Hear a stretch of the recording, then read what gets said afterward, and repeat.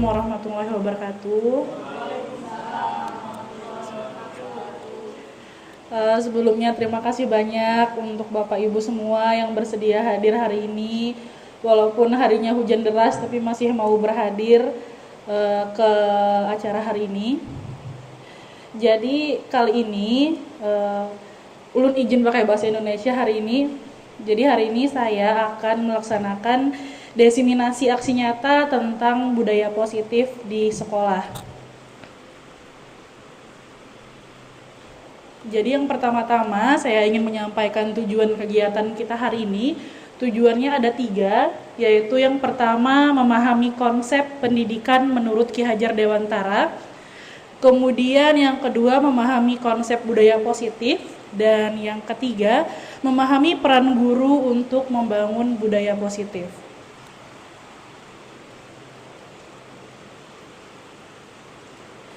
Kemudian kita pahami terlebih dahulu apa itu filosofi pendidikan menurut Ki Hajar Dewantara.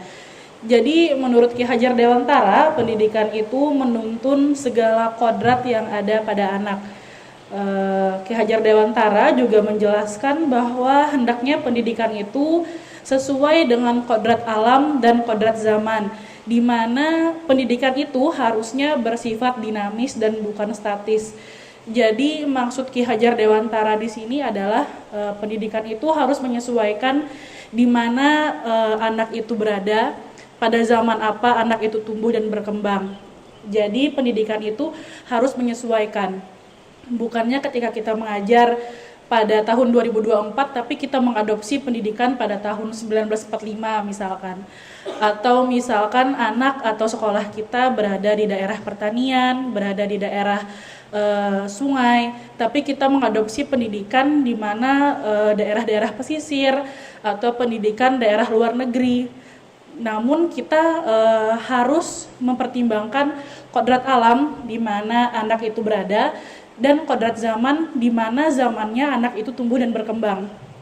Seperti mungkin zaman sekarang adalah zamannya teknologi, jadi kita harus mempertimbangkan penggunaan teknologi saat kita mengajar. Kemudian misalkan sekolah kita berada di daerah pertanian atau daerah sawah, jadi kita mempertimbangkan hal-hal tersebut. Kemudian juga tidak melupakan kultur dan budaya daerah itu sendiri. Kita berada di daerah Kalimantan Selatan, jadi ketika kita mengajar, kita mempertimbangkan kultur dan daerah tersebut, bukannya kita mempertimbangkan kultur atau budaya dari luar. Kemudian budaya positif, sebenarnya apa sih itu budaya positif? Jadi budaya positif itu nilai atau kebiasaan yang ada di sekolah yang berpihak kepada murid. Jadi kebiasaan-kebiasaan di sekolah yang seharusnya berpihak pada murid, bukan kebiasaan di sekolah yang berpihak kepada guru. Kemudian untuk membangun budaya yang positif, sebelum kita juga harus menanamkan atau membuat lingkungan sekolah yang nyaman, di mana siswa bisa berperilaku mandiri dan bertanggung jawab. Lalu di sini ada konsep inti budaya positif. Yang pertama itu adalah perubahan paradigma belajar. Nanti kita gali ini satu persatu. Kemudian yang kedua adalah disiplin positif. Yang ketiga adalah nilai-nilai kebajikan. Yang keempat ada kebutuhan dasar manusia. Lalu ada motivasi perilaku manusia. Kemudian ada posisi kontrol guru, ada keyakinan kelas, dan ada segitiga restitusi. Nah, sebelum kita masuk pada pembahasan poin-poin yang tadi, kita bermain dulu. Kita bayangkan. Nama permainannya adalah cobalah buka. Jadi di sini saya minta masing-masing Bapak Ibu untuk mengepalkan tangannya. Cuma satu, boleh kanan atau kiri. Bayangkan di dalam kepalan tangan tersebut ada sebuah benda yang paling berharga, yang paling Bapak Ibu sayangi di dunia ini. Paling berharga, amat sangat berharga. Kemudian teman di samping Bapak Ibu boleh memaksa Bapak Ibu untuk membuka kepalan tangan tersebut dan memberikan hal tersebut kepada mereka. Jadi teman di samping Bapak Ibu boleh memaksa, memarahi, menghukum, membujuk rayu, menawarkan uang, dan segala macam cara lainnya. Jadi bagaimanapun caranya boleh, selagi Bapak Ibu bersedia membuka kepalan tangan tersebut. Silahkan dibayangkan saja, misalkan ditawari uang 1 miliar atau 1 triliun, atau dimarahi sebegitunya. Apakah Bapak Ibu akan bersedia membuka kepalan tangan tersebut dan memberikan hal yang paling berharga tadi kepada orang tersebut? Nah, kemudian ada 3 pertanyaan di sini. Apakah Bapak Ibu bersedia membuka? Jika bersedia, kenapa? Kemudian, apakah Bapak Ibu tetap kekeh mempertahankan hal tersebut dalam kepalan tangan? Jika iya, kenapa? Kemudian, yang ketiga, sesungguhnya siapa yang memegang kendali atau kontrol untuk membuka dan menutup kepalan tangan kita? Kita akan jawab nanti satu persatu. Sebelumnya kita bahas dulu ke perubahan paradigma belajar. Jadi selama ini ada 4 paradigma yang kita yakini pada pembelajaran. Yang pertama adalah ilusi bahwa guru bisa mengontrol murid. Yang kedua, ilusi bahwa semua penguatan positif, efektif, dan bermanfaat. Lalu yang ketiga, ilusi bahwa kritik dan membuat orang merasa bersalah dapat menguatkan karakter. Lalu yang keempat, ilusi bahwa orang dewasa memiliki hak untuk memaksa. Jadi ada 4. Mungkin bisa kita setujui sama-sama kalau selama ini 4 hal ini adalah hal yang sering terjadi. Bahwa guru merasa dirinya bisa mengontrol perilaku murid.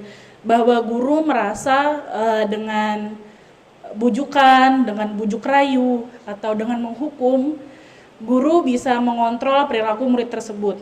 Lalu guru merasa karena dirinya lebih dewasa, karena merasa dirinya lebih berpengalaman, lalu kemudian merasa bahwa dirinya punya hak untuk mengontrol perilaku murid tersebut. Kita kembali lagi pada 3 pertanyaan tadi. Kira-kira Bapak Ibu, adakah tadi yang bersedia membuka kepalan tangannya? Walaupun ditawarkan uang sebanyak apapun, adakah yang bersedia? Pak Zul bersedia untuk membuka? Kira-kira apa alasan Pak Zul jadi bersedia untuk membuka kepalan tangan? Sesuatu yang paling berharga bagi ulun itu adalah uang. Jadi selama ditawari uang lebih banyak, ulun terima untuk membuka kepalan tangan. Baik, terima kasih banyak Pak Zul atas jawabannya, luar biasa.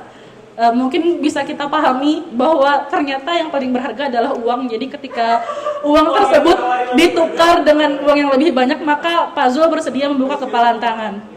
Lalu adakah tadi yang tidak bersedia membuka, walau dengan apapun tawarannya atau dengan apapun caranya, dengan bujuk rayunya? Bu Maya mungkin tadi tidak bersedia. Apa alasannya? Yang ada dalam genggaman saya adalah anak saya, mungkin karena sebagai orang tua, jadi harta yang paling berharga adalah anak. Jadi dibuka bagaimanapun, dikasih imbalan berapapun, saya tetap tidak akan membuka kepalan ini. Karena anak adalah harapan kita, istilahnya nilainya lebih tinggi dibandingkan apapun, sehingga tadi kan salah satunya saya sendiri yang akan membuka kepalan ini, bukan orang lain. Jadi begitu. Terima kasih. Baik, terima kasih banyak Ibu Maya. Jadi luar biasa sekali. Jadi Ibu Maya menganggap bahwa yang ada dalam kepalan tangan beliau adalah anaknya sendiri, sehingga dengan apapun, dengan cara apapun, beliau tidak akan melepaskan hal tersebut. Jadi bisa kita jawab pertanyaan yang ketiga, kira-kira siapa yang memegang kendali? Betul, diri sendiri. Jadi bisa kita lihat paradigma yang lama, yang ada 4 tadi, 4 ilusi bahwa guru bisa mengontrol murid. Guru merasa dirinya lebih dewasa, guru merasa bahwa bujuk rayu, bahwa hukuman, dan bisa membuat murid merasa bersalah adalah hal yang bisa dilakukan untuk mengontrol.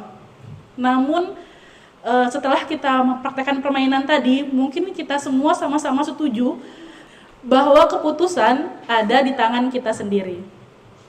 Nah, kemudian ini adalah paradigma stimulus respon ke pendekatan teori kontrol.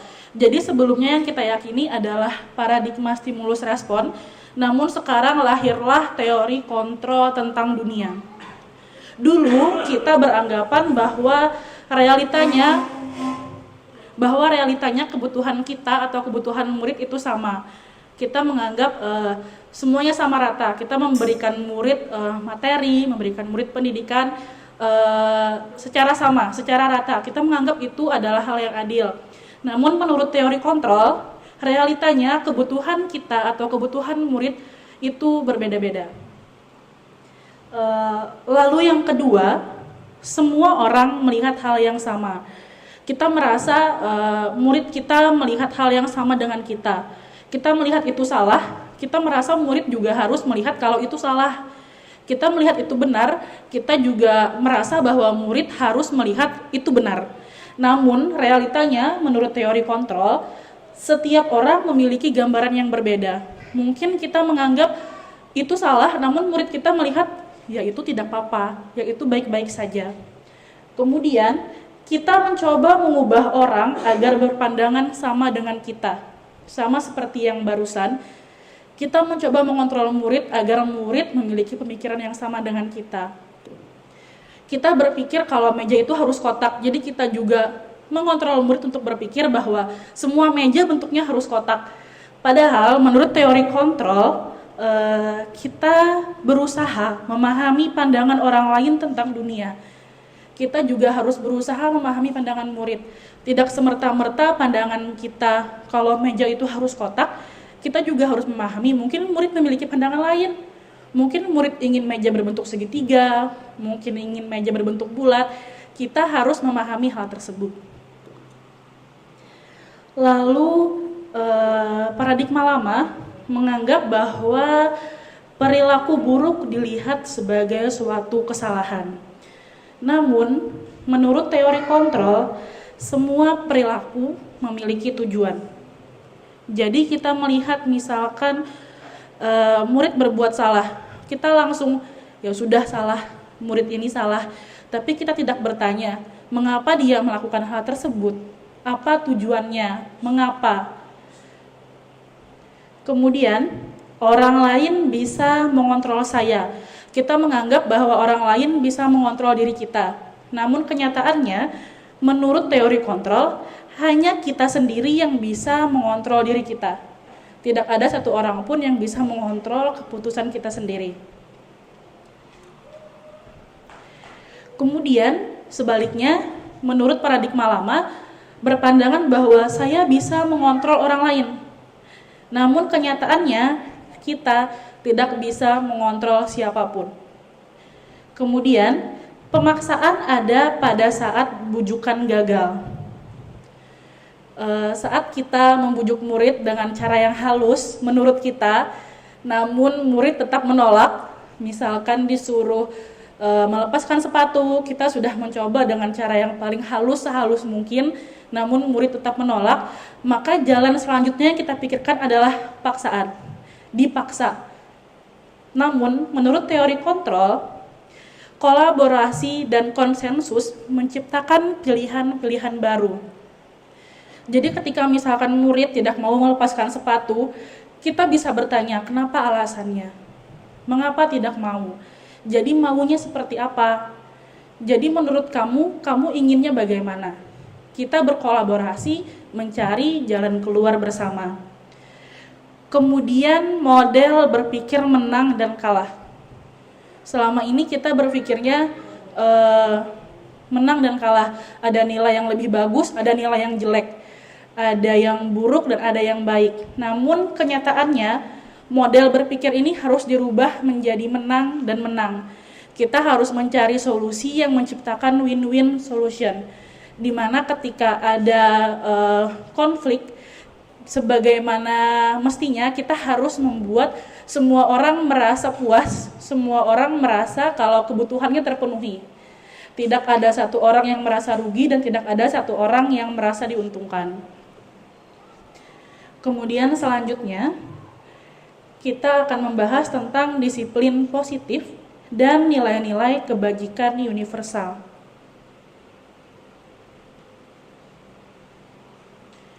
Disiplin positif. Jadi, kata disiplin itu artinya belajar, mengacu pada disiplin diri yang memiliki tanggung jawab terhadap apa yang dilakukan berdasarkan nilai-nilai yang diyakini.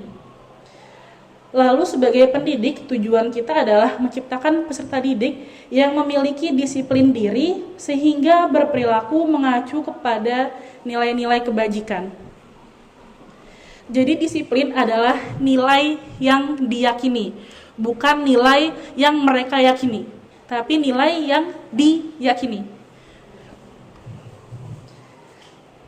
Nah, di sini ada nilai-nilai kebajikan universal. Sebagaimana tadi yang saya katakan sebelumnya, nilai-nilai kebajikan adalah nilai yang disepakati, bukan nilai yang dibuat sepihak, namun harus disepakati bersama, diyakini bersama, terlepas dari latar belakang suku, bangsa, agama, dan latar belakang lainnya. Jadi nilai-nilai ini harus disepakati dan diyakini bersama, bukan nilai-nilai yang harus kamu sepakati dan harus kamu yakini, tapi nilai-nilai yang kita sepakati bersama. Oh, ini nilainya yang harus kita yakini, bukan dengan paksaan, bukan dengan controlling. Di sini ada contoh beberapa nilai yang bisa ditanamkan kepada murid. Yang pertama adalah nilai profil pelajar Pancasila, lalu ada nilai IBO Primary Years atau PYP, lalu ada keterampilan hidup atau life skill. Kemudian di sini juga ada The Virtue Project atau proyek nilai-nilai kebajikan. Mungkin bisa dilihat ada banyak. Ada peduli, ada rajin, integritas, ada nilai kebersihan, keselamatan, semua nilai-nilai positif yang ada. Kemudian saya ingin Bapak Ibu mencermati kalimat setelah ini. Jadi nanti akan ada kalimat misalkan jangan buang sampah sembarangan. Nilai kebajikan apa yang tertanam dalam kalimat tersebut? Mungkin ingin melihat sekali lagi nilai-nilai kebajikannya. Bisa dicermati dulu sebelum nanti kita menjawab pertanyaan berikutnya.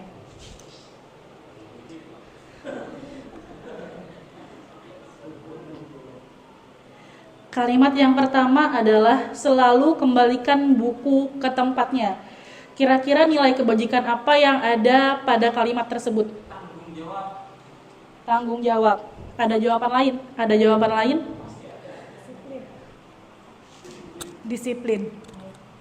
Apakah ada lagi, Ibu Laili? Tanggung jawab. Tanggung jawab. Jadi ada tanggung jawab dan disiplin. Apakah semuanya sama? Ada yang berpikiran berbeda? Kita lihat jawabannya.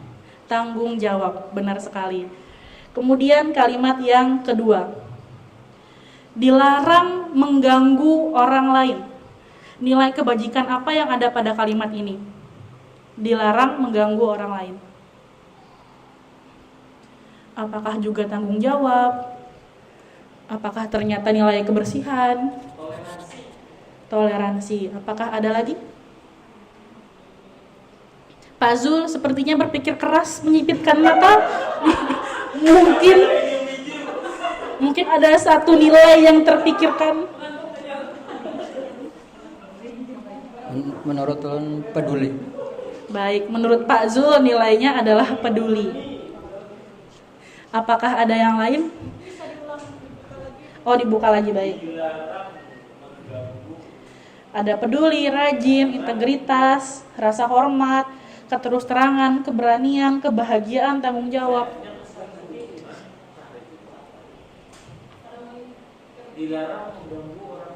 Dilarang mengganggu orang lain. Ada berprinsip, ada percaya diri, ada belas kasih, ada percaya.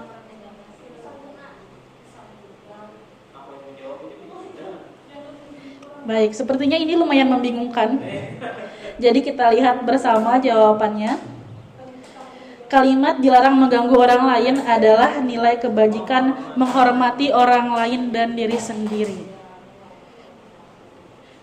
Kemudian kalimat selanjutnya. Hadir di sekolah 15 menit sebelum pembelajaran dimulai. Sepakat semuanya? Kita lihat. Menghormati orang lain dan komitmen pada tujuan. Dia berkomitmen pada keyakinan atau peraturan yang diyakini. Mungkin disiplin juga masuk. Kemudian berikutnya dilarang menggunakan narkoba. Dilarang menggunakan narkoba. Kira-kira nilai kebajikan apakah ini? Berprinsip. Apakah ada jawaban lain? Keselamatan. Apakah ada lagi? Ibu Santi, Pak Yayat, Akifa. Apakah ada lagi? Kita lihat bersama jawabannya. Kesehatan. Ada nilai kebajikan kesehatan, menjaga kesehatan. Karena itu juga ada nilai kebajikan kebersihan. Kemudian, bergantian atau menunggu giliran. Nilai kebajikan apa ini? Antri menunggu giliran. Nilai kebajikan apa?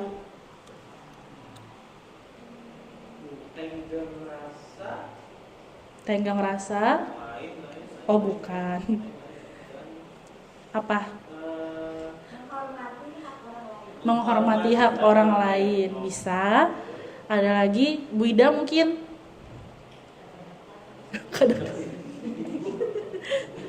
Bergantian atau menunggu giliran. Nilai kebajikan apa itu? Disiplin. Baik, kita lihat jawabannya. Menghormati orang lain dan kesabaran. Sabar. Hormati antrian, jangan nyerobot. Kemudian kalimat selanjutnya, jangan berlari di kelas atau di koridor.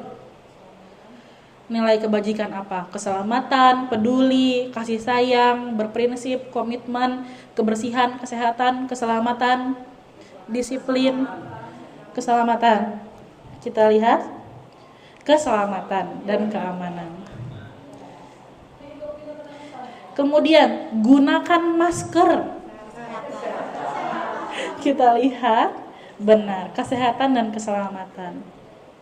Nah, selanjutnya kita akan bahas tentang kebutuhan dasar manusia. Kebutuhan dasar manusia adalah segala sesuatu yang kita lakukan untuk mendapatkan apa yang kita inginkan. Seluruh tindakan yang kita lakukan memiliki tujuan dan semua usaha terbaik yang kita lakukan adalah dalam rangka agar kebutuhan dasar kita terpenuhi. Nah, di sini ada 5 kebutuhan dasar manusia. Yang pertama, bertahan hidup. Yang kedua, kasih sayang. Yang ketiga, penguasaan. Yang keempat, kebebasan. Dan yang terakhir, kesenangan. Tentunya kebutuhan kita yang paling utama adalah bertahan hidup. Kebutuhan makanan, kebutuhan tempat tinggal, kebutuhan pakaian. Kemudian ada kebutuhan kasih sayang, kebutuhan rasa diterima, kebutuhan akan dipedulikan, kebutuhan untuk merasa didengarkan. Lalu ada penguasaan, tentang harga diri, tentang keinginan untuk merasa dirinya dianggap, atau keinginan untuk memimpin, keinginan untuk terus berprestasi, keinginan untuk diakui, dan keinginan untuk didengar. Lalu ada kebutuhan untuk kebebasan, yaitu ingin mandiri, memiliki pilihan, mencoba hal baru, dan mengendalikan arah atau keinginan dirinya. Lalu yang terakhir adalah kesenangan, yaitu keinginan untuk bersenang-senang, tertawa, bercanda, ataupun bermain. Lalu selanjutnya kita cermati lagi kasus berikut. Yanti adalah seorang anak kelas 3 SD. Jadi tiba-tiba sepulang dari sekolah, Yanti tiba-tiba menangis dan mengadu kepada ibunya. Ibunya menanyakan kepada Yanti apa yang terjadi di sekolah sehingga membuat Yanti menangis. Guru kelas Yanti namanya adalah Ibu Susi. Jadi kita memposisikan diri kita sebagai Ibu Susi yang membuat si Yanti menangis. Jadi Yanti berkata kepada ibunya, "Ibu guru bilang aku tidak boleh bersenandung sewaktu pembelajaran. Katanya kelas harus tenang, tidak ada suara. Kan gak seru ya jadinya." Jadi si Yanti ini menangis, ditanya mamanya kenapa. Yanti bilang, "Aku tadi bersenandung, ditegur ibu guru, kata ibu guru tidak boleh berisik. Kan gak seru ya." Kira-kira kebutuhan apa yang ingin dimiliki Yanti? Ada kesenangan, ada kebebasan, apakah ada yang lain? Tidak ada. Jadi antara kesenangan atau kebebasan, kita lihat. Kesenangan. Karena Yanti merasa ingin bersenang-senang, kan nggak seru ya,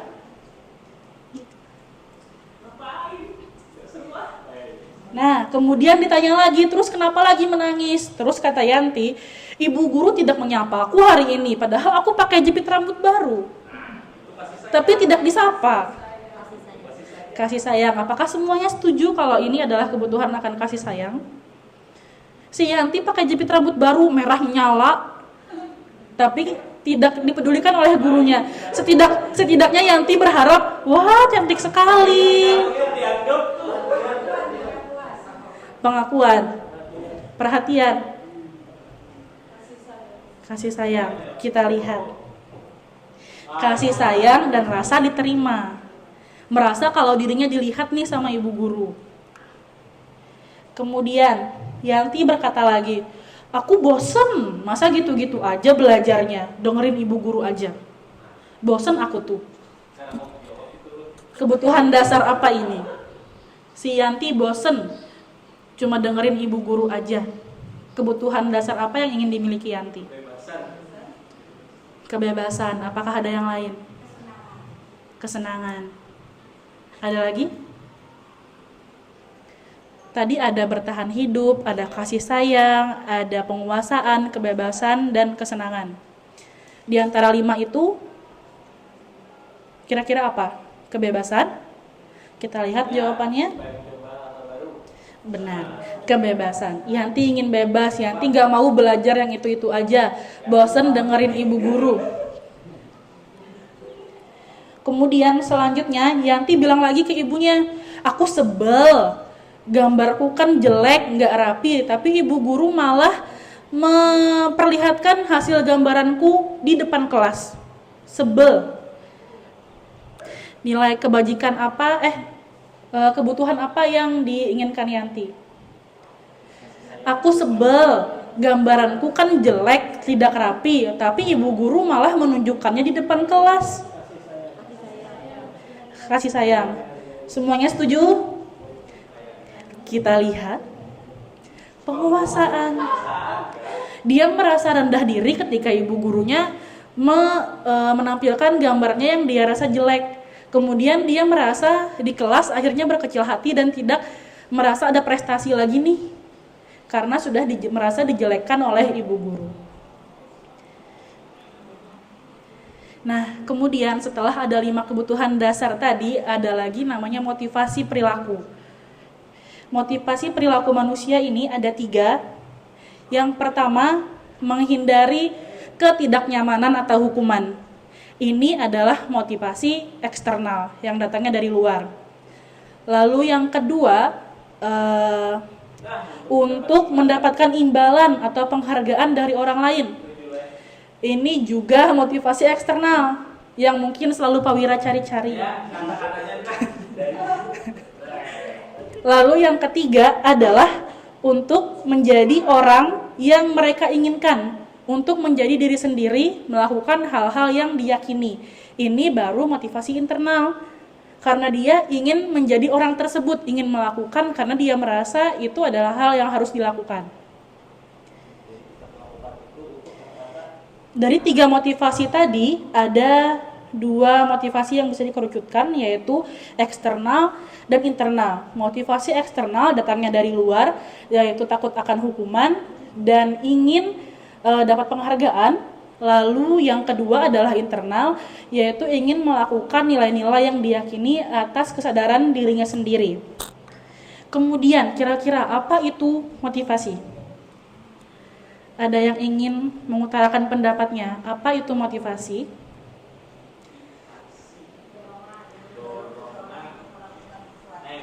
Silahkan Ibu Halda.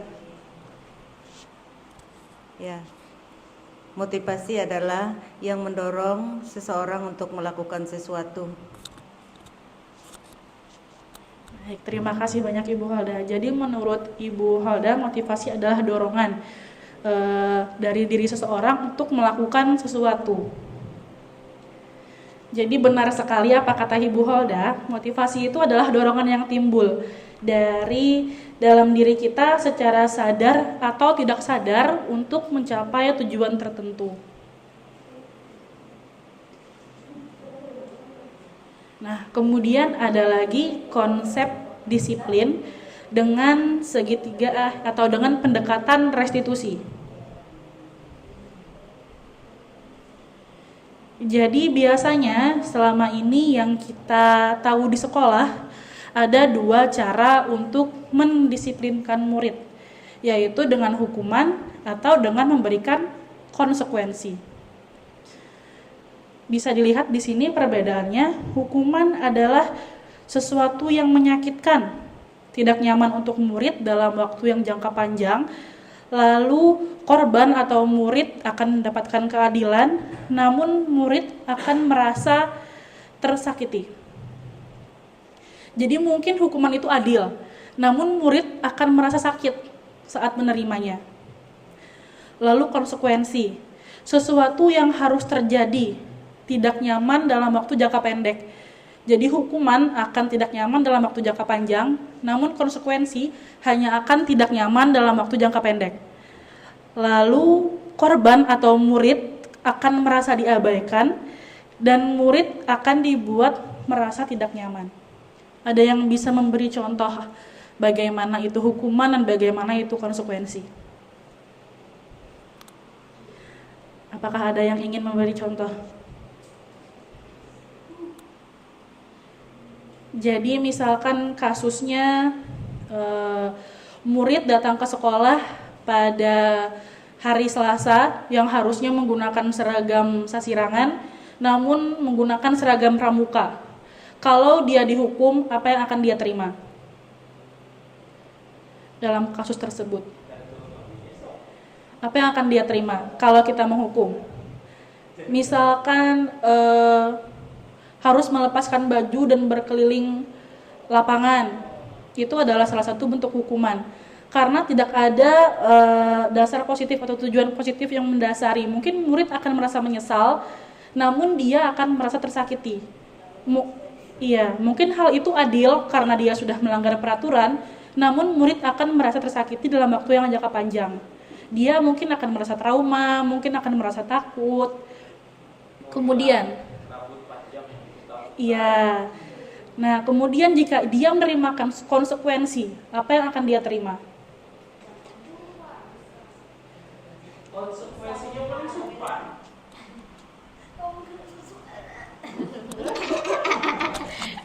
Kalau konsekuensi itu misalnya aja yang mudah aja. Misalnya ini kada mau belajar, ya itu pangka itulah, kada pintar, kada naik kelas, itu pak konsekuensinya. Kalau hukuman tadi kan yang dijatuhkan. Misalnya apa gitu, kita sebagai guru ada anak murid, apakah gitu, nah kita berikan hukuman, nah itu hukuman itu adalah jatuh hukuman yang dijatuhkan lah kepada seseorang. Kalau konsekuensi itu berdasarkan pada dirinya, itu pang resiko ikam sudah tanpa dihukum, tanpa dijatuhi apapun gitu. Nah itu betul. Nah, itu tadi konsekuensi menurut Bu Misbah. Apakah ada yang lain yang ingin mengutarakan pendapatnya? Jadi tadi dalam satu kasus, misalkan si murid ini menggunakan seragam yang salah pada hari tertentu. Kalau dihukum, mungkin dia akan disuruh berjemur di lapangan, lari keliling lapangan. Tapi jika itu konsekuensi, mungkin dia akan disuruh pulang lagi ke rumah, kemudian kembali ke sekolah menggunakan seragam yang benar. Atau ketika dia salah menggunakan sepatu, dia menggunakan sepatu berwarna putih padahal harusnya hitam. Kalau itu hukuman, dia akan disuruh tidak boleh pakai sepatu lagi di sekolah selama sehari penuh. Kalau itu konsekuensi, dia akan disuruh kembali ke rumah, berganti sepatu, kemudian kembali lagi menggunakan sepatu yang benar. Itu perbedaannya hukuman dengan konsekuensi. Lalu ada hal baru yang harus kita pelajari yang namanya restitusi. Jadi apa itu restitusi? Restitusi itu adalah pilihan. Jika hukuman dan konsekuensi tidak mempunyai pilihan, maka restitusi memberikan pilihan kepada murid. Kemudian restitusi itu menguatkan murid, menguatkan, bukan memberi rasa sakit atau memberi rasa tidak nyaman, namun restitusi memberi rasa penguatan kepada murid dalam waktu jangka yang panjang. Lalu murid akan mendapatkan ganti. Kemudian murid juga akan mendapatkan penguatan. Contoh, tadi murid salah menggunakan baju atau seragam.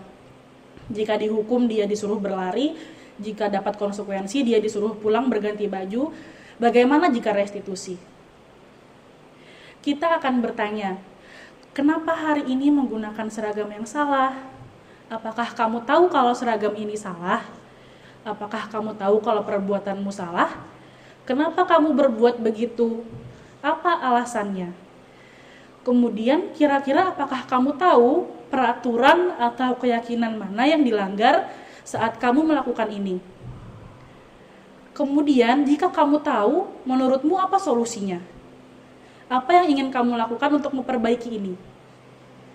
Itu adalah restitusi. Kita mencari tahu alasan kenapa murid melakukan hal tersebut, memvalidasi perasaannya. Oh, begitu. Mungkin kalau ibu di posisi kamu, ibu juga akan melakukan hal yang sama. Oh, begitu. Tidak apa-apa berbuat salah sesekali, tapi yang penting kamu tahu kalau ini salah. Nah, kalau kamu tahu ini salah, apa yang akan kamu lakukan untuk memperbaiki kesalahan ini? Itu adalah restitusi.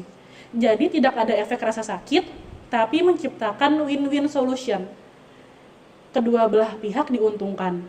Guru memberikan konsekuensi yang layak, memberikan pemahaman yang layak kepada murid. Murid juga menebus kesalahannya dengan cara yang ingin dia lakukan dan ingin dia yakini. Bukan tadi dikontrol, bukan dikontrol oleh guru, namun dia mengontrol dirinya sendiri. Mungkin dia akan menjawab, saya akan beli baju baru bu, karena baju yang lama rusak. Saya akan membaca lagi keyakinan kelas kita. Kemudian, ya, saya akan memberitahu teman-teman bahwa saya sedang kesusahan, seperti itu. Nanti ibu guru bantu untuk memberitahu guru-guru lain kalau ada situasi seperti ini. Jadi, kedua belah pihak mencari solusi bersama, bukan solusi yang diciptakan oleh satu pihak, yang mana itu berupa hukuman atau itu berupa konsekuensi. Tapi kita melaksanakan restitusi.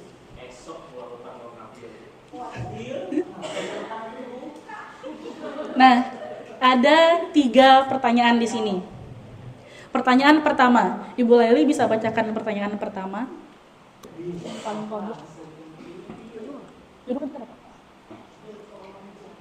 Anda sudah janji bertemu dengan teman Anda, namun ternyata dia juga memiliki janji penting bertemu orang lain di tempat lain, dan Anda terpaksa naik taksi untuk menemui teman Anda di tempat itu.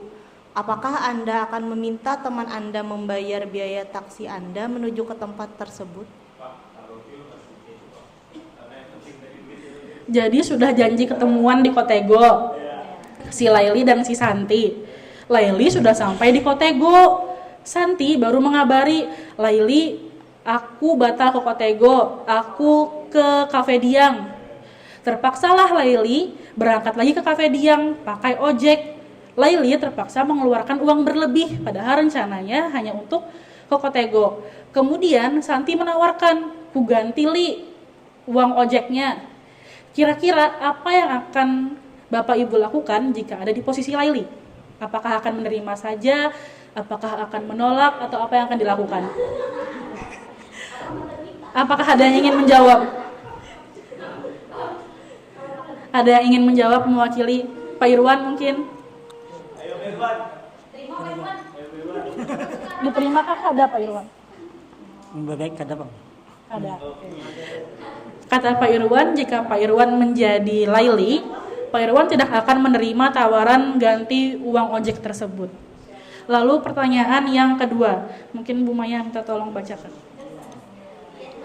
Dalam sebuah acara pesta ulang tahun,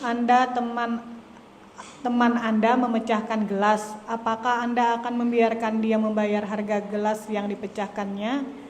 Mungkin bisa dijawab langsung dengan Ibu Maya. Apakah? Jadi di acara ulang tahun Bu Maya, Pak Wira datang memecahkan gelas. Apakah Bu Maya akan meminta ganti dari gelas yang dipecahkan Pak Wira? Tentu tidak.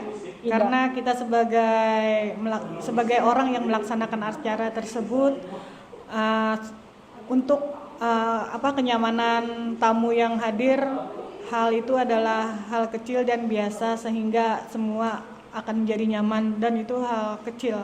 Ya, makasih. Baik, terima kasih. Jadi Ibu Maya juga tidak akan menerima ganti dari gelas yang pecah. Lalu untuk kasus yang ketiga, Ibu Santi minta tolong bacakan kasus yang ketiga. Pegawai Anda membuat kesalahan yang menyebabkan kerugian finansial pada perusahaan. Pegawai tersebut menawarkan untuk bekerja lembur tanpa bayaran. Apakah Anda sebagai pemilik perusahaan akan menerimanya? Bisa dijawab langsung.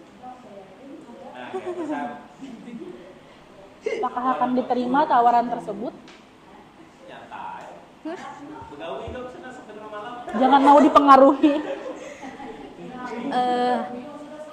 Kalau ulun kayaknya kada ibaratnya tuh beramal lah sedikit-dikit. Jadi dari 3 pertanyaan ini yang dijawab oleh 3 orang berbeda juga, jawabannya sama, tidak akan menerima ganti, merelakan saja. Padahal 3 masalah ini juga bisa kita pecahkan dengan cara restitusi. Bagaimana penyelesaiannya agar kedua belah pihak merasa nyaman? Mungkin Laili tidak mau tidak mau diganti uang ongkos ojeknya, tapi Santi bisa mentraktir Laili makan dengan cara lain. Mungkin Ibu Maya tidak mau diganti uang karena gelasnya pecah, tapi di lain waktu mungkin bisa dibawakan hadiah atau dibawakan oleh-oleh dan lain sebagainya. Jadi merelakan itu adalah kebiasaan kita. Padahal orang lain berbuat salah. Sebenarnya kita berhak menerima ganti rugi. Kita berhak menerima ganti rugi. Kita berhak merasa nyaman. Ketika hal tersebut kita lakukan terus-menerus, apakah kita akan merasa nyaman? Solusin sudah gelas yang Pak Wira pecahkan. Apakah Bu Maya akan tetap merelakan? Tentunya tidak. Iya, sebulan sudah Laili bolak-balik Kotego Cafe Diang. Tidak terbuangkah ongkos Laili untuk naik ojek? Sudah setahun berturut-turut pegawai Santi merugikan perusahaan. Tetap tidak diberikan lembur, tidak boleh lembur dan tidak diberi upah. Apakah itu hal yang menciptakan win-win solution? Tidak. Mungkin kita merasa itu adalah perilaku baik. Kita berbuat baik karena kita merasa, apa sih gelas cuma 1, apa sih ongkos ojek cuma 10.000. Namun jika hal tersebut dilakukan berlarut-larut, hal tersebut akhirnya menjadi hal yang wajar. Yang seharusnya kita lakukan adalah mencari solusi bersama. Nah, lalu apa itu restitusi? Kesimpulannya dari apa yang kita bicarakan tadi. Jadi, restitusi adalah menciptakan kondisi bagi murid untuk memperbaiki kesalahannya sehingga bisa kembali pada kelompoknya dengan karakter yang lebih kuat. Jadi kita mempersilahkan murid, silahkan perbaiki kesalahanmu, nanti dia kembali ke kelas dengan rasa percaya diri. Aku sudah memperbaiki kesalahanku. Namun ketika kita memberi hukuman, ketika murid kembali ke kelompoknya, ketika murid kembali ke kelasnya, dia akan merasa rendah diri. Dia akan merasa malu, aku tadi dihukum, aku tadi dimarahi ibu guru. Namun dengan restitusi, murid akan kembali ke kelasnya, akan kembali ke kelompoknya dengan rasa percaya diri. Karena dia merasa sudah memenuhi kewajibannya dan sudah memperbaiki kesalahannya. Restitusi juga adalah proses kolaboratif yang mengajarkan murid untuk mencari solusi dari suatu masalah dan membantu murid berpikir tentang orang seperti apa yang dia inginkan, atau berpikir dia ingin jadi orang yang seperti apa. Apakah aku ingin jadi orang yang denial? Apakah aku ingin jadi orang yang terus-menerus berbohong? Apakah ingin jadi orang yang terus-menerus rendah diri? Dia ingin memutuskan ingin jadi apa dirinya. Apakah dia ingin terus-menerus rendah diri, atau apakah dia ingin bangkit dan mengembalikan rasa percaya dirinya. Hal itu bisa kita lakukan dengan cara restitusi. Kemudian di sini ada ciri-ciri restitusi. Ada banyak ciri-cirinya. Yang pertama, restitusi itu dilakukan bukan untuk menebus kesalahan, tapi untuk belajar dari kesalahan. Bukan untuk menebus, tapi untuk belajar. Oh, aku salah, ternyata aku salah melakukan ini. Kalau aku salah, maka aku harus begini. Bukan menebus. Kemudian, restitusi memperbaiki hubungan. Misalkan Laili dan Santi berkelahi.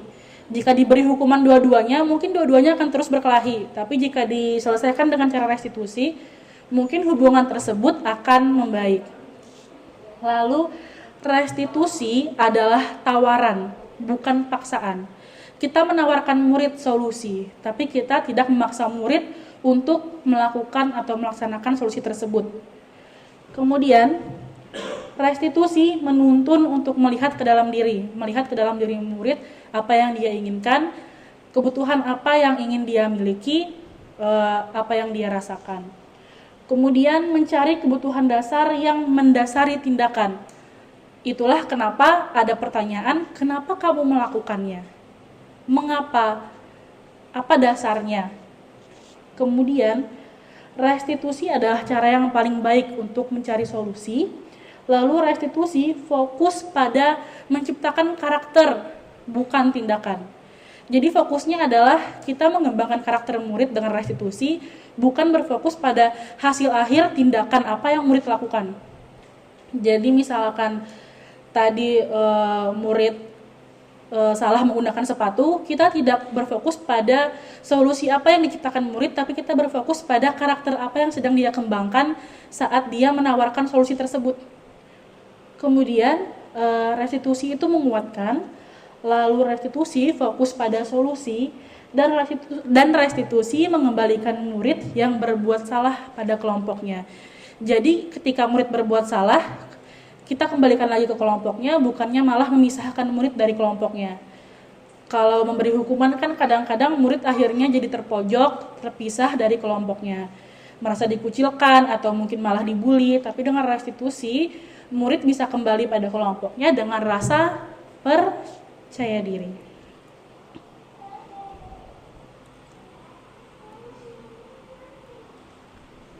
Nah, kemudian ini perbedaan dari kasus murid datang terlambat ke sekolah.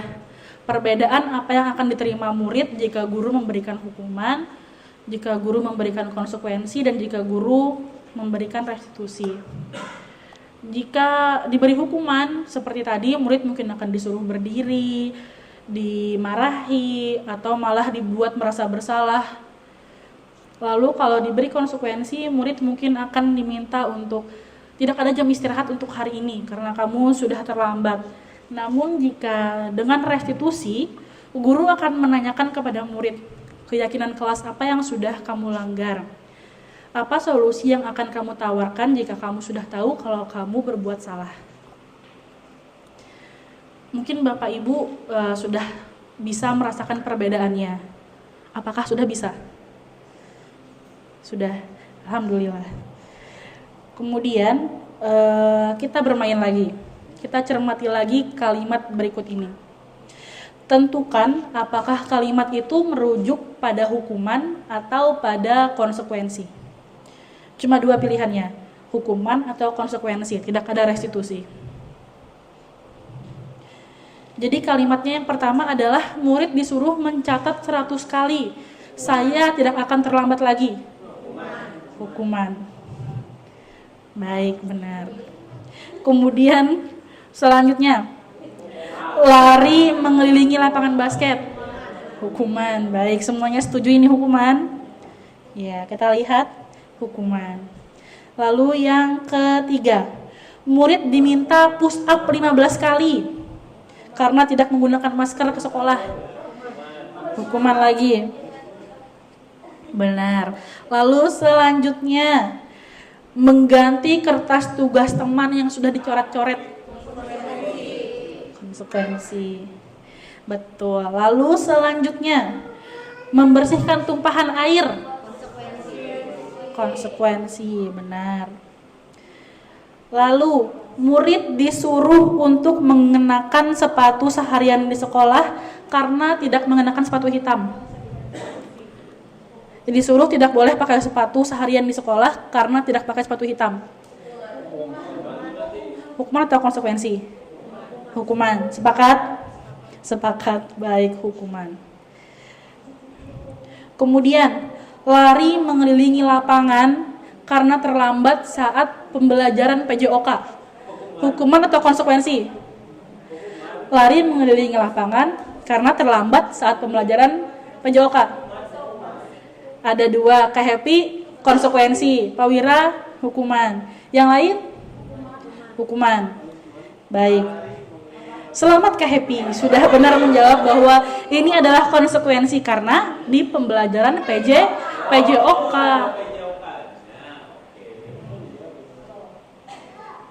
Nah, kemudian tadi ada kebutuhan dasar, ada motivasi, ada hukuman, konsekuensi dan restitusi. Selanjutnya ada 5 posisi kontrol guru. Kalau murid punya 5 kebutuhan dasar, maka guru punya 5 posisi kontrol. Kita lihat.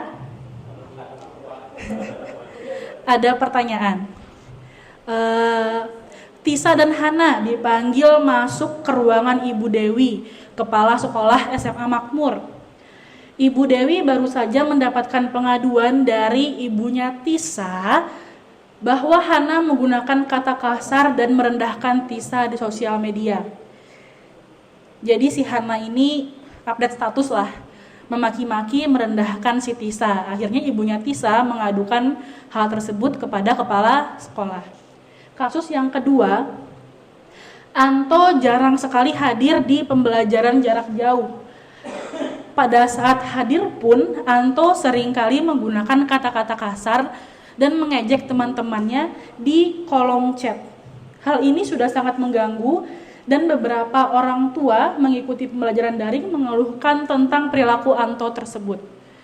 Jika Bapak Ibu adalah kepala sekolah, apa yang akan Bapak Ibu lakukan pada 2 kasus ini? Dua-duanya sama berkata-kata kasar, namun si Anto berkata kasarnya pada saat pembelajaran daring di kolom chat Zoom atau Google Meet, sedangkan si Tisa ini berkata kasarnya di sosial media, menghina satu orang, yaitu Hana yang berkata kasar, menghina si Tisa. Jika Bapak Ibu adalah kepala sekolah, apa yang akan Bapak Ibu lakukan dan kenapa? Apa ada yang ingin menjawab? Silahkan. Ibu Happy pertanyaan pertama, Ibu Hoda pertanyaan kedua. Jadi kada jauh mikrofonnya.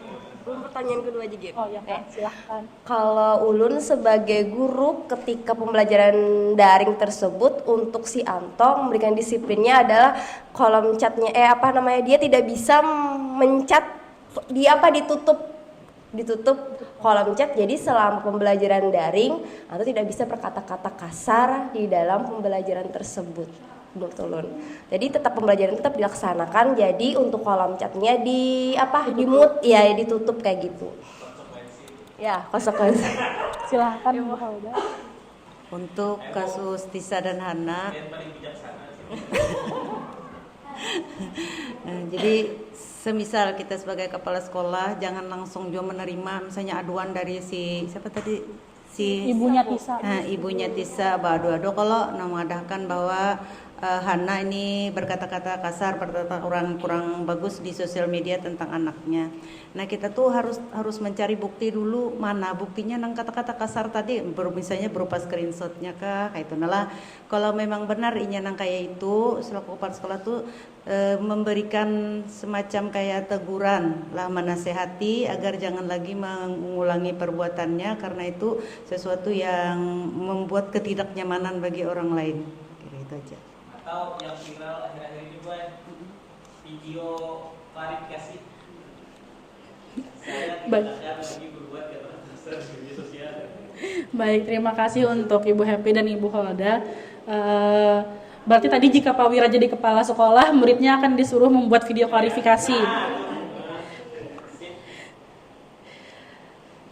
Nah, ada 5 posisi kontrol guru. Sebelumnya terima kasih atas jawaban Bu Happy dan Ibu Holda. Mungkin bisa diberikan tepuk tangan. Terima kasih, jawabannya sudah bagus sekali. Selanjutnya kita lihat 5 posisi kontrol yang dimiliki oleh guru. Yang pertama adalah penghukum. Yang kedua adalah pembuat rasa bersalah. Lalu yang ketiga adalah teman. Yang keempat adalah pemantau. Lalu yang kelima adalah manajer.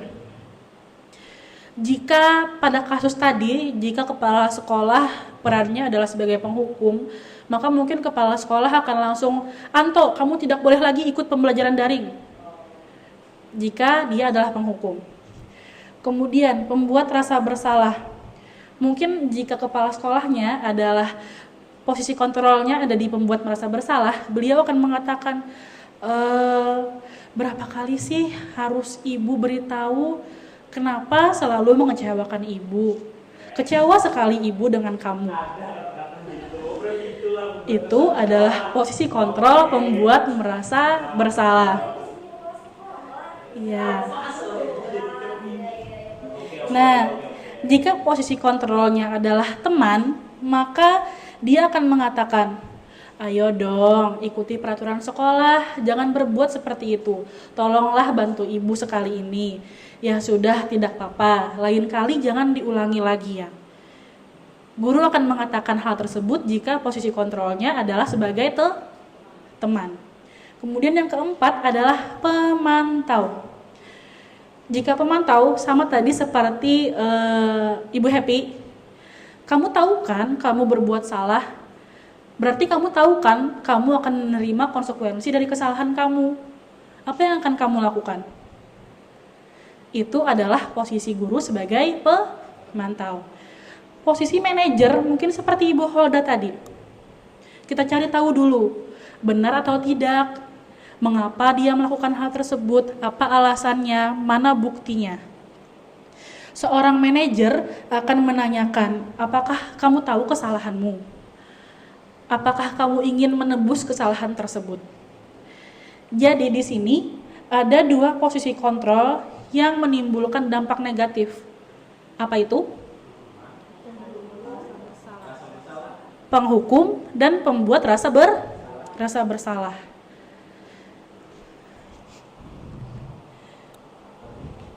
Kemudian kita isi lagi kolom siapa yang mengatakan. Di sini nanti akan ada 1 kalimat. Bapak Ibu silahkan menebak siapa yang mengatakan kalimat tersebut. Apakah penghukum, apakah pembuat rasa bersalah, atau apakah pemantau, teman, dan manajer. Pernyataannya, saya kecewa sekali dengan kamu. Benar, pembuat merasa bersalah akan mengatakan ini. Lalu yang kedua, Ayolah, lakukan demi saya ya, teman. Betul. Kemudian yang ketiga, apa konsekuensi dari perbuatanmu? Memantau? Betul. Kemudian, apa rencanamu untuk menyelesaikan ini? Manajer. Jadi Bapak Ibu semua sudah tahu apa bedanya 5 posisi kontrol tersebut. Apa bedanya penghukum, apa bedanya pembuat rasa bersalah. Kemudian keyakinan kelas. Kita sudah tahu di mana kita harus menempatkan diri kita, apakah sebagai pemantau atau sebagai manajer. Namun alangkah lebih baiknya diri kita ada di posisi sebagai manajer. Setelah kita tahu, kita bisa menerapkan atau membuat keyakinan kelas. Nah, mengapa keyakinan kelas? Mengapa tidak peraturan kelas? Apa bedanya keyakinan kelas dengan peraturan kelas? Apakah ada yang ingin menjawab? Apa bedanya keyakinan kelas dengan peraturan kelas? Kenapa harus keyakinan? Kenapa bukan peraturan? Jadi, peraturan adalah ketentuan yang dibuat secara sepihak. Namun keyakinan adalah ketentuan yang kita buat dan sepakati bersama. Jadi kalau peraturan mungkin tidak boleh menggunakan sepatu hitam, hari Senin menggunakan baju putih-putih, hari Kamis menggunakan baju pramuka, harus menggunakan ini dan itu, tidak boleh terlambat. Namun keyakinan kelas, contohnya seperti saling menghormati, menghargai waktu, dan masih banyak lagi. Nah, di sini ada 2 pertanyaan. Mengapa kita memiliki peraturan tentang penggunaan helm saat mengendarai motor? Apa alasannya? Keselamatan. Lalu, kenapa kita ada peraturan untuk menggunakan masker dan mencuci tangan? Juga untuk keselamatan dan kesehatan. Itu juga harusnya yang melatar belakangi tentang nilai-nilai keyakinan.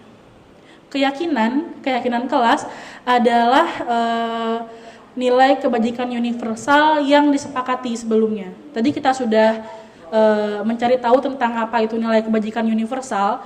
Jadi keyakinan kelas harus dibuat berdasarkan nilai-nilai tersebut. Dan nilai tersebut harus diyakini bersama, sebagaimana kita meyakini kalau tidak pakai helm, tidak selamat. Kalau tidak cuci tangan, rentan penyakit. Kita semua menyepakati itu. Begitu juga dengan keyakinan kelas. Kita harus membuat keyakinan yang semua orang sepakat dan setuju. Nah, pembentukan keyakinan kelas. Bagaimana kita membentuk keyakinan kelas itu? Keyakinan kelas itu lebih bersifat abstrak dibandingkan dengan peraturan. Kalau peraturan mungkin tidak boleh menggunakan sepatu berwarna. Namun keyakinan kelas adalah disiplin waktu atau disiplin perilaku, saling menghormati, saling menolong, sifatnya lebih bersifat abstrak. Kemudian berupa pernyataan umum atau universal. Lalu senantiasa dibuat dalam bentuk positif. Nah, ini yang biasanya kita salah gunakan. Biasanya keyakinan kelas itu kita tulis dilarang membuang sampah sembarangan, dilarang mencontek, dilarang ribut. Sebaiknya kita ganti dengan kalimat positif. Dilarang ribut, sebaiknya diganti menjadi apa? Kalimat positif. Iya. Misalkan saling mendengarkan, atau misalkan dilarang terlambat, bisa diganti dengan yang lebih positif seperti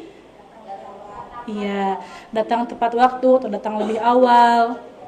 Jadi kalimatnya harus berupa kalimat positif. Jangan menggunakan kata dilarang, tidak boleh, jangan. Tapi diganti dengan kata-kata yang lebih positif. Lalu keyakinan kelas hendaknya tidak terlalu banyak sehingga lebih mudah diingat. Kemudian keyakinan kelas sebaiknya sesuatu yang dapat diterapkan di lingkungan tersebut. Jangan keyakinan kelasnya misalkan berbicara menggunakan bahasa Arab. Itu kan sudah kayaknya tidak mungkin diterapkan di kelas kita. Tapi jadi jangan dibuat keyakinan kelas itu, tapi buat keyakinan kelas yang kiranya bisa diterapkan sehari-hari di kelas kita.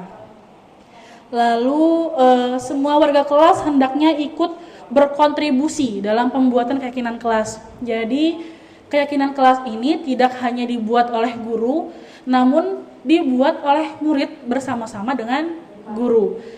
Dan keyakinan kelas itu harus disetujui bersama. Kemudian bersedia meninjau kembali keyakinan kelas dari waktu ke waktu. Jadi misalkan sudah kita buat sekali, ada kiranya misalkan peristiwa apa yang mengharuskan kita membuat keyakinan kelas baru. Jadi bisa ditinjau lagi, apakah perlu ditambahkan, seperti itu.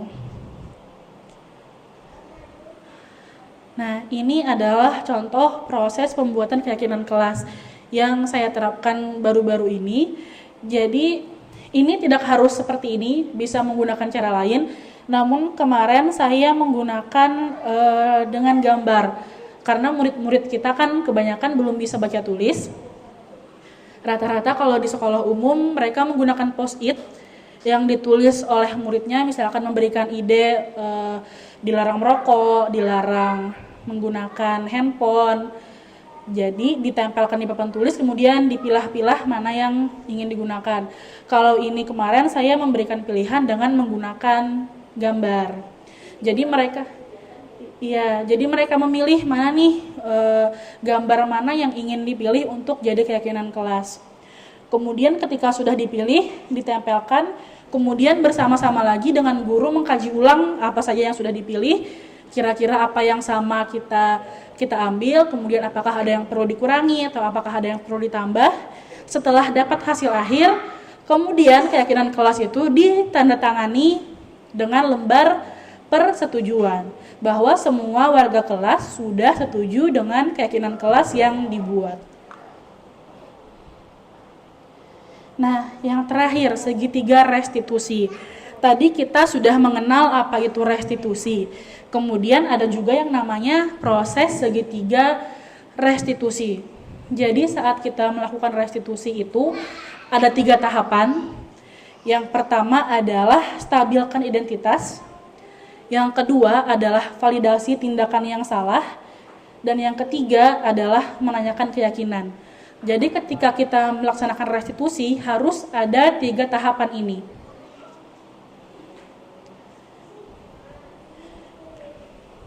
Ini adalah contoh restitusi yang saya laksanakan kemarin. Jadi ini kasusnya Mala tidak melaksanakan piket kelas di hari itu. Jadi pada saat menstabilkan identitas, guru menanyakan, Mala, tadi ibu dengar kalau hari ini Mala tidak melaksanakan piket kelas. Apakah benar? Kita menanyakan dulu apakah benar murid tersebut melakukan hal itu. Bukan semerta-merta, Mala kamu tadi hari ini tidak piket kelas kan? Tapi kita menanyakan dulu apakah benar dia tidak melakukan piket kelas. Apa alasannya? Kenapa Mala berbuat seperti itu? Lalu kemudian validasi tindakan yang salah. Di tahapan ini, guru memvalidasi perasaan murid. Jadi pada saat praktek ini kemarin, Mala mengatakan, hidung saya sakit bu, saya capek, saya males bersih-bersih kelas. Jadi pada saat menerima jawaban itu, kemudian saya mengatakan, oh begitu, jadi hidung Mala sakit. Mungkin kalau ibu jadi Mala, kalau ibu lagi sakit, ibu juga males sih bersih-bersih. Tidak apa-apa, kalau memang Mala sakit, tidak apa-apa sekali-sekali berbuat salah. Kemudian pada tahap menanyakan keyakinan, guru kemudian menanyakan, tapi Mala tahu kan kalau Mala salah? Mala tahu tidak keyakinan kelas apa yang Mala langgar saat Mala tidak melakukan piket kelas? Kemudian misalkan Mala menjawab, tahu bu, Mala salah. Jadi kemudian apa yang terjadi saat Mala berbuat begitu? Kelasnya jadi kotor, belajarnya kemudian tidak nyaman. Nah, apa solusinya? Apa yang ingin Mala lakukan agar kelasnya menjadi nyaman kembali? Nah, nanti saat jam istirahat atau nanti saat pulang sekolah, Mala akan bersih-bersih kelas agar kelasnya bersih kembali. Jadi solusi itu harus diciptakan bersama antara guru dan dengan murid. Jadi 3 tahapan tersebut harus terlaksana saat kita melaksanakan restitusi. Nah, sebelum pada tahapan penutup, apakah Bapak Ibu ada yang ingin bertanya atau ada yang ingin menambahkan dari diskusi kita hari ini? Tidak ada, apakah cukup?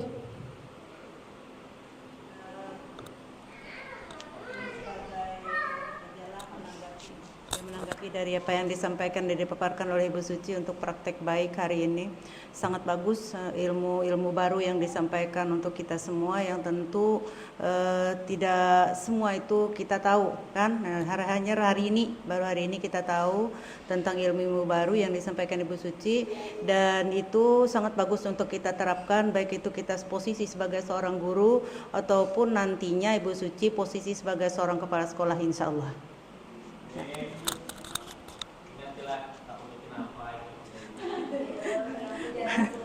Baik, terima kasih banyak atas tanggapannya Ibu Holda. Yang lain apakah ada yang ingin memberikan tanggapan juga?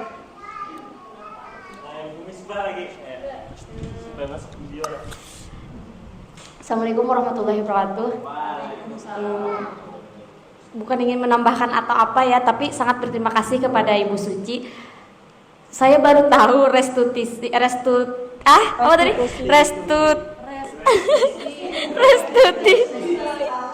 Nah itu untuk itu kan saya mengetahuinya cuma solusi untuk anak. Tidak tahu namanya itu, saya tahunya itu adalah ganti rugi kepada korban kalau di dunia hukum.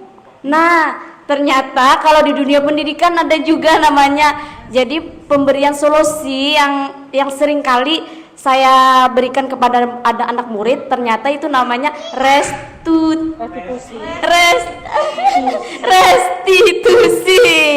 Jadi terima kasih banyak kepada Ibu Suci untuk ilmu berharganya untuk hari ini, dan alhamdulillah sangat bermanfaat sekali. Saya yang terlambat hadir datang tadi minta maaf sebanyak-banyaknya, dan sangat-sangat luar biasa untuk ilmu pada sore ini, pada hari ini. Terima kasih.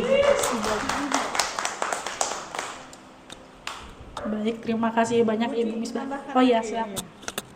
Dari ilmu yang kita dapat tadi sebenarnya bukan hanya untuk guru ke murid, tetapi juga atasan dan ke bawahan juga, karena ini sangat penting. Mungkin kadang kurang dijalani juga karena kedudukan mungkin ya. Jadi intinya restitusi ini bukan hanya untuk guru ke siswa, tetapi juga atasan ke bawahan dalam dunia kerja. Ya, terima kasih. Terima kasih untuk Ibu Maya, Ibu Misbah, dan Ibu Holda atas kalimat penutupnya. Izinkan saya menutup diskusi kita hari ini. Dalam penerapan program disiplin positif, hendaknya guru memiliki standar kepribadian profesional dan sosial yang baik. Jadi ketika kita ingin menerapkan disiplin positif ini ke murid atau ke peserta didik kita, hendaknya diri kita terlebih dahulu memiliki disiplin positif. Jadi sebelum kita menyuruh atau meminta dan mensosialisasikan kepada murid, lebih baiknya kita terlebih dahulu menerapkan dan mencontohkan. Kemudian di mana guru mampu merefleksi dirinya dalam posisi kontrol saat ini, bagaimana perjalanan dirinya sebagai manajer yang menuntun murid-muridnya menjadi insan yang mandiri, merdeka, dan bertanggung jawab. Itu saja dari saya. Sekian, terima kasih banyak untuk waktunya hari ini. Semoga kita bisa saling berdiskusi lagi di pertemuan selanjutnya. Wassalamualaikum warahmatullahi wabarakatuh.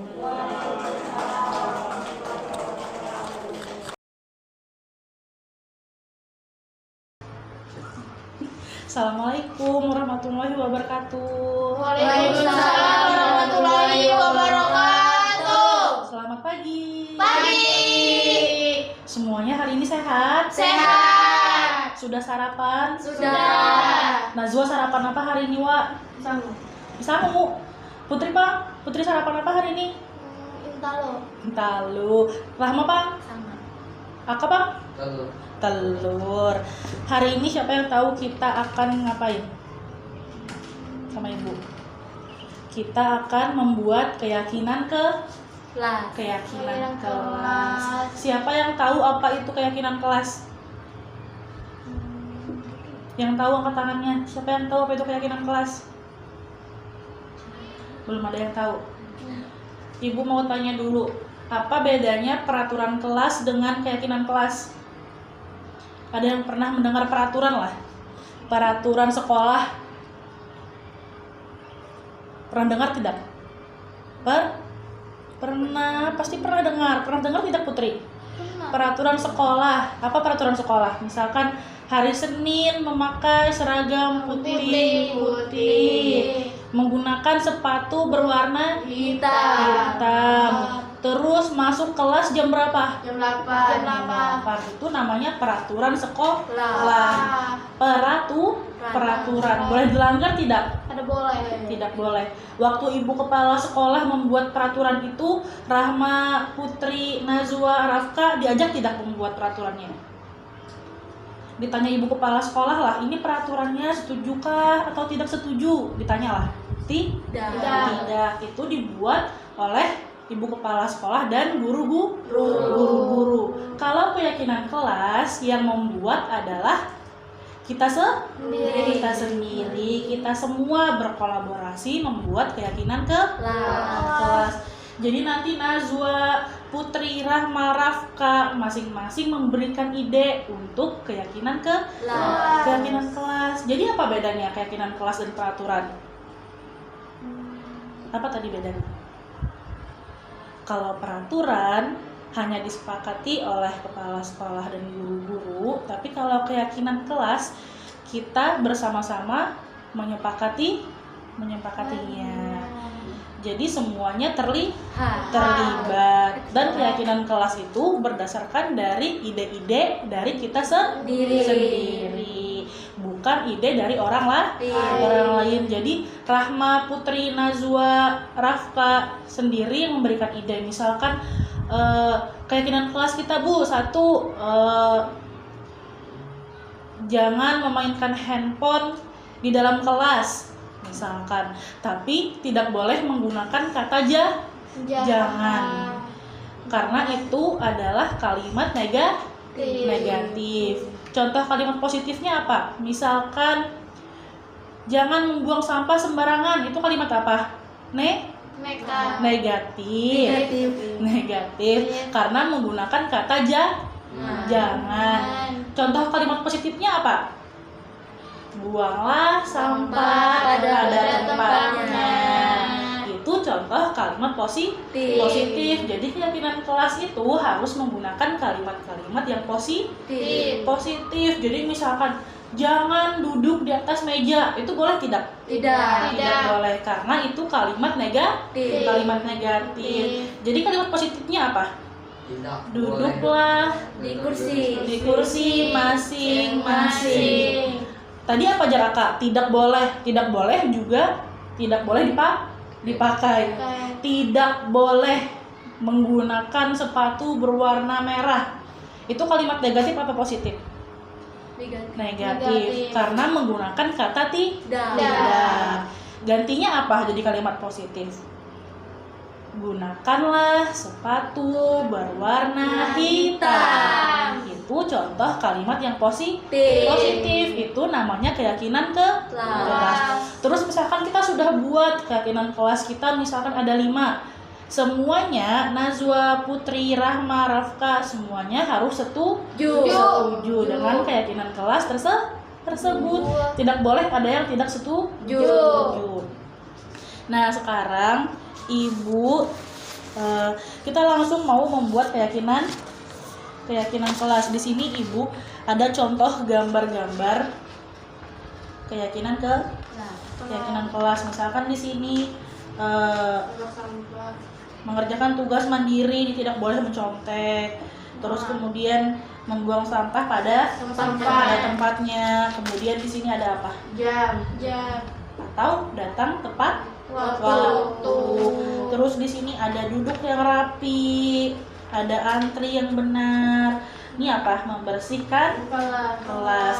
Ini contoh-contoh dari keyakinan kelas. Ini ibu sudah bikinkan, ada 4 gambar yang sudah ibu potong-potong. Ini masing-masing satu. Najwa satu, Putri satu, Rama satu, Rafka satu. Coba dibuka dulu. Dibuka dulu. Keluarkan gambarnya.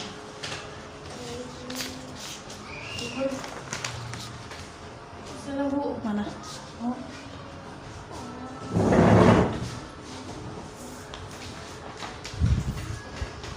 Nah, di situ ada banyak kok. Tapi misalkan ada ide lain, ini kan ibu beri pilihan, nanti bisa ditempel di papan tulis. Nanti ibu beri pilihan, misalkan tidak ada, misalkan ide Putri, kalau ada gambarnya di sini, tidak ada gambarnya di sini, bisa disebutkan, Bu, Putri bisi ide, misalkan menggunakan fasilitas kelas dengan hati-hati, misalkan. Nanti disebutkan, nanti ibu bantu untuk tuliskan di papan tulis. Silahkan dilihat dulu gambarnya, dipilih 3 gambar, pilih 3 gambar yang ingin Putri, Rahma, Najwa, dan Rafka buat sebagai keyakinan kelas. 5 deh, 5 gambar. Pilih 5 gambar. Nanti kalau ada gambar yang sama, nanti kita pilih satu saja. Terus pikirkan masing-masing satu ide tentang keyakinan kelas. Nanti disebutkan satu persatu.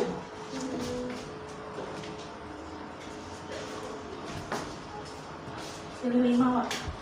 Masukkan sisanya dulu ke amplop supaya kada terbang-terbang. Ini Putri 1, Najwa pilih 4 lagi.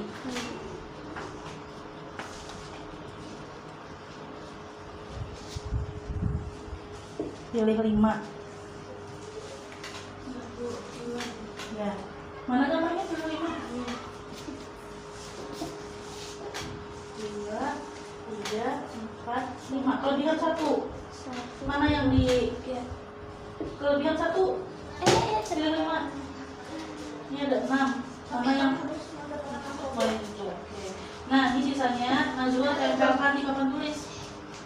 Maju ke depan, tempelkan di papan tulis.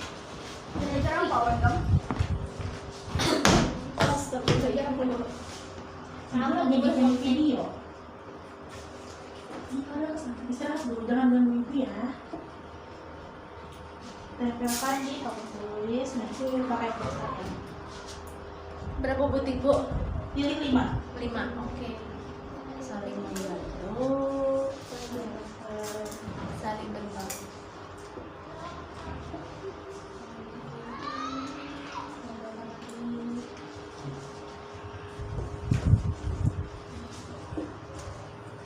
Terbang.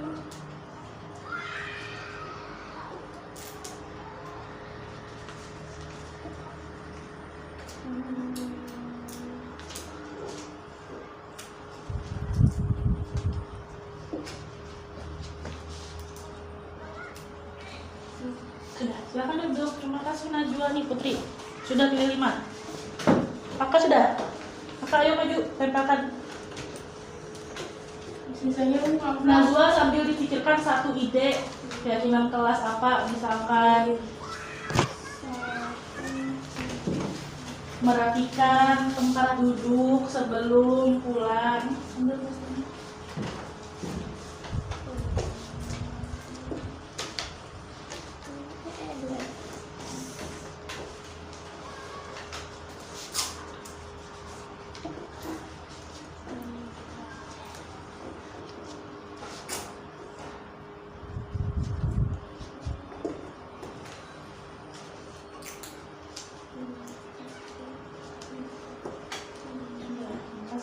Tuhan dulu Pak. Kakak ada ide lain kah untuk keyakinan kelasnya selain yang digambar? Tidak ada. Najwa ada tidak? Tidak ada. Tidak ada tambahan. Putri sudah? Sudah minggu depan. Dipikirkan dulu. Siapa tahu ada. Nina. Ayo Putri, maju. Nampak.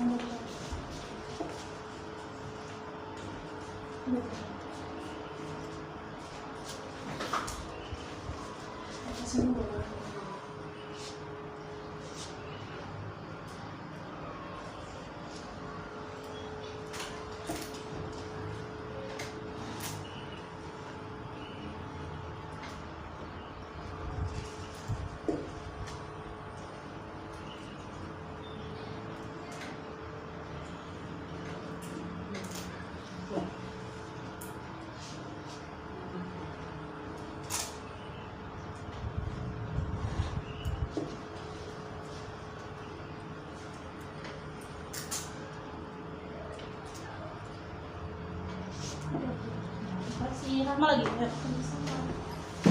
Sudah kan? Maju. Jaketnya dilepas nak.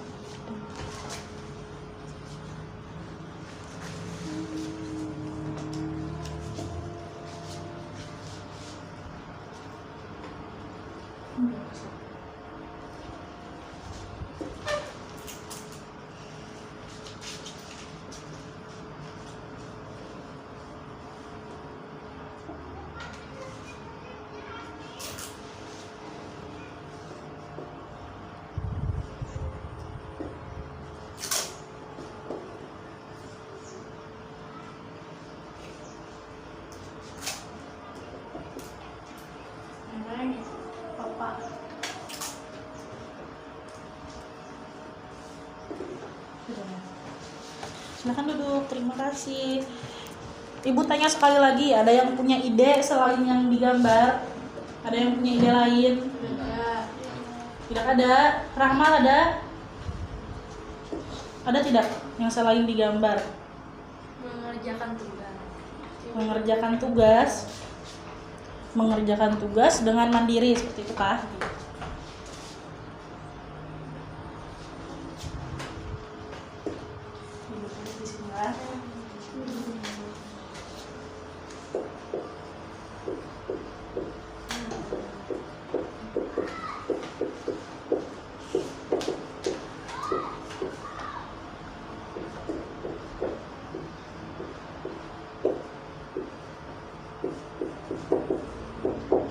Nah, ada satu ide dari Rahma.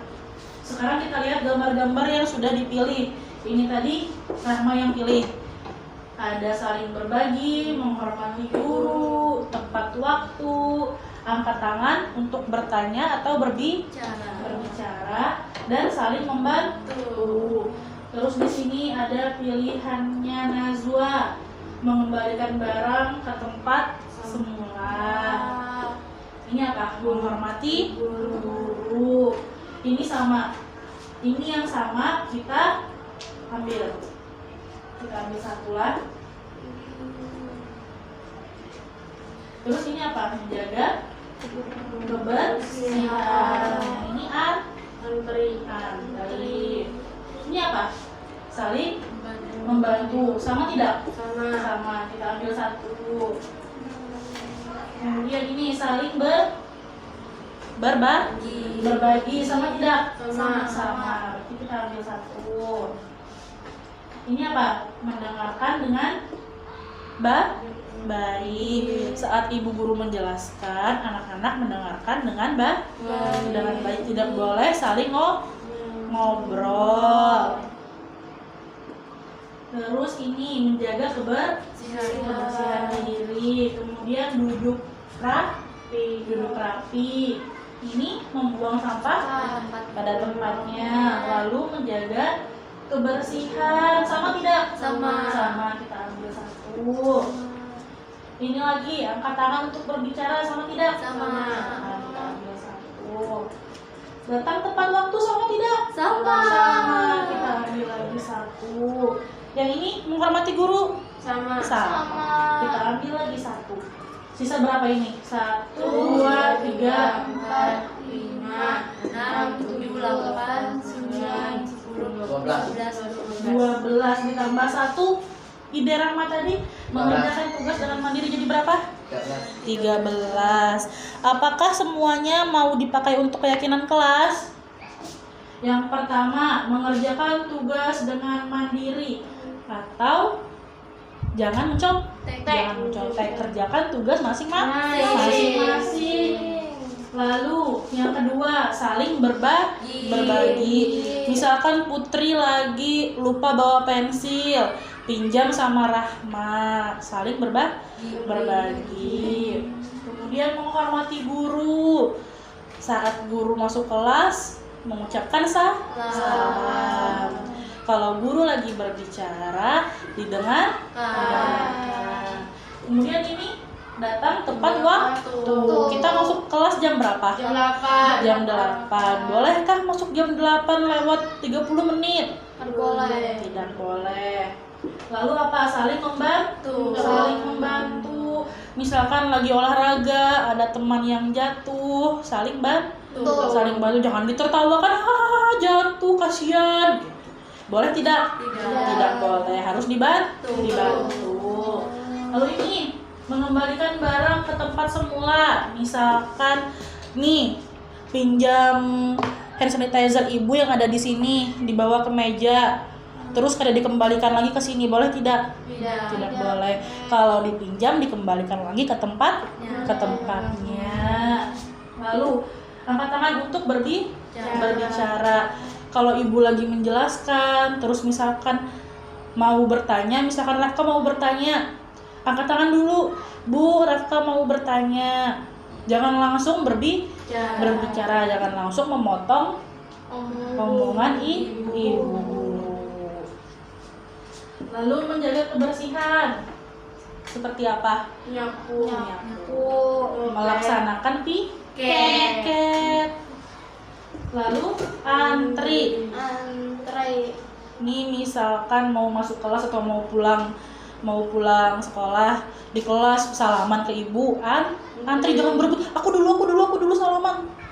Atau mau keluar kelas terus rebutan keluar dari pintu, aku dulu senggol-senggolan.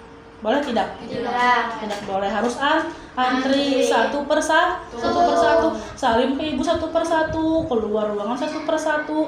Begitu juga saat masuk kelas satu persatu, jangan senggol-senggolan. Terus ini mendengarkan dengan baik, seperti kata ibu tadi, mendengarkan dengan baik saat ada yang berbicara. Bukan ibu guru saja yang harus didengarkan dengan baik, tapi misalkan Putri lagi berbicara, lagi mengajukan pendapat, misalkan, terus yang lain harus mendengarkan Putri. Tidak boleh nih mentang-mentang Putri bukan guru, terus saat Putri berbicara yang lain tidak mendengarkan, itu tidak boleh. Jadi harus saling menghormati. Lalu menjaga kebersihan diri. Bukan kelas saja yang dijaga kebersihannya, tapi juga kebersihan diri. Sebelum makan apa? Cuci tangan. Kalau sepatunya kotor atau kakinya kotor, sebelum masuk kelas dibersihkan dulu. Lalu duduk yang rapi. Boleh tidak duduk di atas meja? Boleh. Meja Putri di sini boleh tidak duduk di meja teman yang lain? Tidak boleh, duduk di mejanya masing-masing. Berarti sepakat dengan keyakinan kelas ini? Ada yang mau diubah? Tidak ada. Berarti kita sepakati ini keyakinan kelas kita. Baik, tepuk tangannya. Sekarang ibu minta tanda tangan karena semuanya sudah sepakat. Kita tanda tangani kesepakatan dari keyakinan kelasnya. Oke.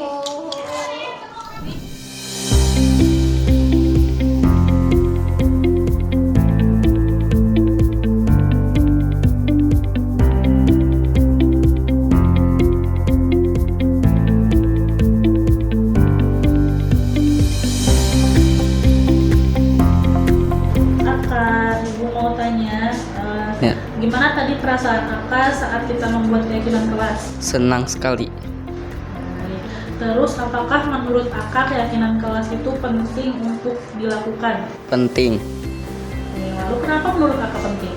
karena lebih disiplin dan tata tertib kelas. Terima kasih Aka.